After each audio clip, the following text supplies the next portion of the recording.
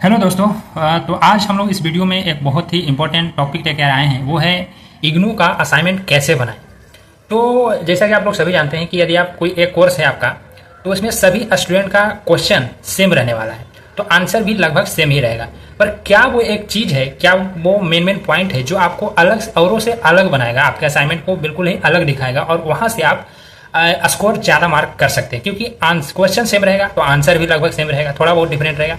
पर हम लोग उस पॉइंट की बात करेंगे, इंपॉर्टेंट पॉइंट की, जो आपको अलग बनाएगा आपके असाइनमेंट को और ज़्यादा मार्क्स दिलवाएगा। क्योंकि आपके जो टीचर होते हैं, प्रोफेसर होते हैं, वो आपके आंसर को नहीं देखते हैं, वो मेन जो आपको देखते हैं, आपका फॉर्मेट कैसा है, फ्रंट पेज कैसा है, मेन आपका point, topic, paragraph, drawing, table किस तरह से बनाया है वो देखते हैं। आपने इंट्रो किस तरह से लिखा है, कंक्लूजन किस तरह से निकाला है, मेन बॉडी पार्ट किस तरह से बनाया है, बीच वाला भाग, और सबसे बड़ी बात आपका हैंड राइटिंग और नंबरिंग पेज बाय पेज आपका कैसा है, दिए है या नहीं, और इस तरीके से आपने पूरा प्रॉपर असाइनमेंट को सेट किया है नहीं। ये सब महत्वपूर्ण बातें होती है जो आपके असाइनमेंट को बहुत ही अलग बनाता है और यहीं से आप ज़्यादा नंबर स्कोर कर पाएंगे आसानी से, क्योंकि क्वेश्चन सेम रहेगा, आंसर भी सेम रहेगा। तो ये सब महत्वपूर्ण बात है जो आपको अलग बनाता है। तो आइए देखते हैं।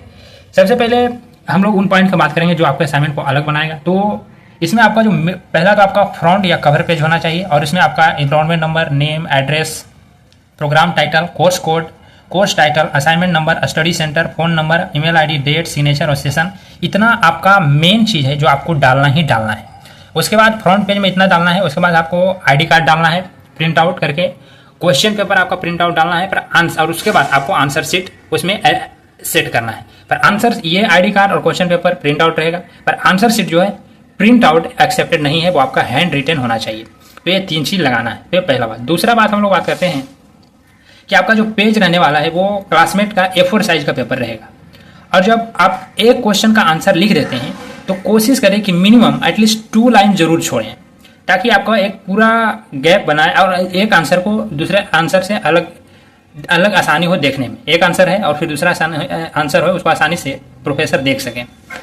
उसके बाद आपको रूल्ड पेपर यूज करना है, ब्लैंक पेपर का यूज नहीं करना है। हमेशा आपको रूल्ड पेपर का ही यूज करना है। पेन में आपको black pen, blue pen use करना है, रेड पेन यूज नहीं करना है। हाइलाइटर यूज कर सकते हैं, मार्कर यूज कर सकते हैं, ताकि आपके आंसर को पूरा आपको आसानी से दिखाई दे। और सबसे महत्वपूर्ण बात जो है अगला पॉइंट, कि आपका हैंड राइटिंग अलग रहना, बेस्ट रहना चाहिए। आप आसानी से धीरे धीरे करके लिख सकते हैं। आपका हैंड राइटिंग जितना अच्छा रहेगा उतना मार्क्स आप गेन करेंगे। और उससे भी महत्वपूर्ण बात कि 1 हैंड राइटिंग होना चाहिए, मतलब जितने भी आपका सब्जेक्ट है सभी का एक ही आदमी के द्वारा लिखा होना चाहिए। इन्हें कि एक आपने आप लिखा, एक दोस्त ने लिखा, या आपका कोई भाई बहन किसी दोस्त ने लिखा, वैसा नहीं। अगर एक किसी दोस्त ने लिखा है तो और सभी भी उसी दोस्त का होना चाहिए।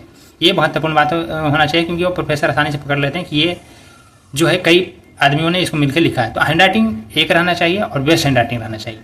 उसके बाद आपका जो असाइनमेंट है वो मैंने पहले भी बताया कि प्रिंट आउट, जीरोक्स ये सब नहीं अलाउड है। ये अगर आप दे देते हैं तो बिल्कुल आपको 0 मार्क्स मिलने वाला है। और उसके बाद आंसर चूंकि सेम रहेगा सबका, पर A to Z किसी एक दूसरे का कॉपी नहीं करना है, डिक्टो नहीं करना है। थोड़ा बहुत अलग लिखना है, मिला जुला के लिखना है, पर A to Z कॉपी नहीं करें। अगला पॉइंट है कि एक कोर्स का, एक सब्जेक्ट का आपका 1 असाइनमेंट होना चाहिए। इन्हें कि सभी सब्जेक्ट का एक ही साथ मिला के देंगे, वो अलाउड नहीं है। ऐसा देंगे तो आपको 0 मार्क्स मिलेगा। उसके बाद arrange all assignment in a paper.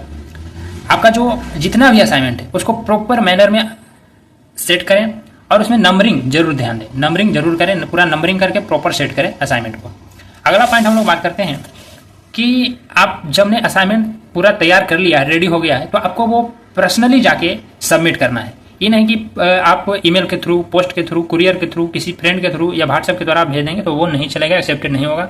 आपको खुद ही पर्सनली जाके वो सबमिट करना होगा। और जब आप सबमिट कर देते हैं तो सबमिशन का आपको रिसिप्ट भी जरूर लेना है प्रूफ के लिए। उसके बाद कुछ अलग मेन पॉइंट है, जैसे आपको कवर पेज का यूज जो है वो प्लास्टिक के साथ नहीं करना है, और आपका जो फ्रंट पेज होगा वो इग्नू का ही होना चाहिए, किसी और असाइनमेंट जो किसी और यूनिवर्सिटीज कॉलेज का नहीं होना चाहिए। और एक सब्जेक्ट का एक ही फाइल होना चाहिए, एक सेट नहीं बनाना है सभी सब्जेक्ट का, एक सब्जेक्ट का 1 फाइल होना चाहिए।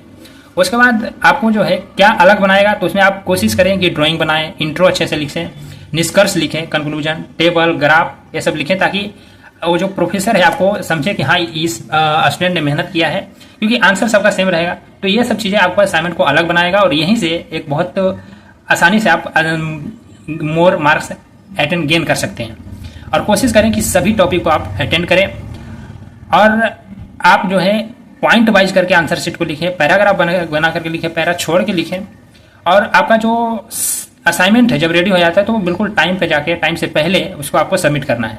और जो भी आपका सब्जेक्ट है, आप एक बार असाइनमेंट बनाने से पहले उस प्रोफेसर से, उनके प्रोफेसर से आप बात कर लें कि कितना वर्ड लिमिट होना चाहिए, फॉर्मेट कैसा होना चाहिए, फॉन्ट स्टाइल कैसा होना चाहिए, साइज कितना होना चाहिए, एक बार बात कर लें। क्योंकि प्रोफेसर का एक, अपने सभी टीचरों का एक अलग अलग मापदंड होता है कि उनके हिसाब से वो होना चाहिए। तो अगर एक बार बात कर लेते हैं तो उनके हिसाब से अगर असाइनमेंट बना के देंगे तो आपका बहुत चांसेस रहेगा कि आपका ज़्यादा मार्क्स वो देंगे। तो ये कुछ मेन पॉइंट्स हैं जो आपको ध्यान रखना है, और इससे निश्चित ही आपको 80-90% प्लस आपको मार्क्स मिल जाएगा। तो इस वीडियो में इतना ही। अगर कोई पॉइंट छूट गया हो या कुछ और जानना चाहते हो तो आप नीचे कमेंट करें, हम उसका जवाब जरूर देंगे।